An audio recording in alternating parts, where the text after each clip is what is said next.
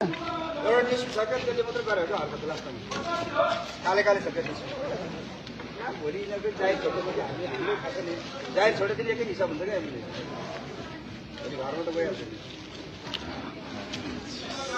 एक एक हिसाब हुन्छ क्या पुलीवालाको हिसाब हुन्छ यी सानो बुढो सिपाहीहरूको त के हिसाब हुन्छ होइन बुढालाई यसरी व्यापक रूपमा प्रहरी परिचालन गरिएको छ। हामी गुन्डुमा छौं। उपत्यकामा रहनुभएका सबै साथीहरू यता होला।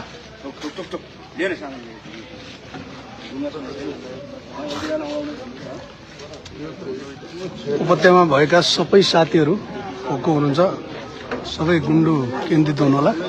यसरी प्रहरी गुन्डुमा यसरी सयौंको संख्यामा यहाँ प्रहरी परिचालन गरिएको छ।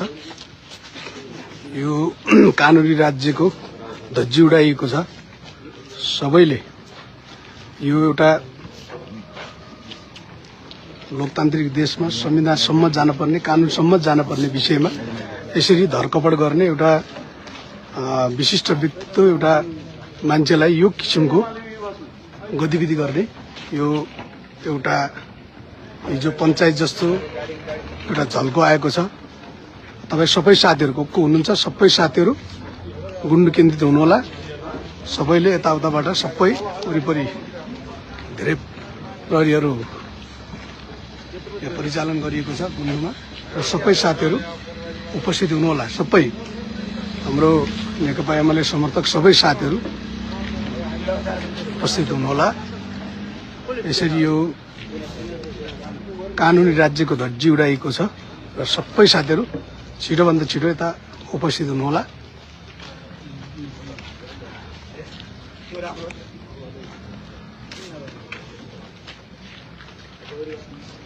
यस्तो हिसाबले यो रातिको 4:30-5 बजे यो किसिमको एउटा गलत प्रवृत्ति गलत संस्कार आम युवालाई एउटा सकारात्मकतिर भन्दा पनि यो फेरि देशलाई मुडबेडतिर लैजाने प्रयत्न भएको छ। सबैले जलाउन मार्न उद्देशित गर्न एउटा किसिमको मान्छेको मानसिकतामा त्यसरी भर्ने काम भएको छ।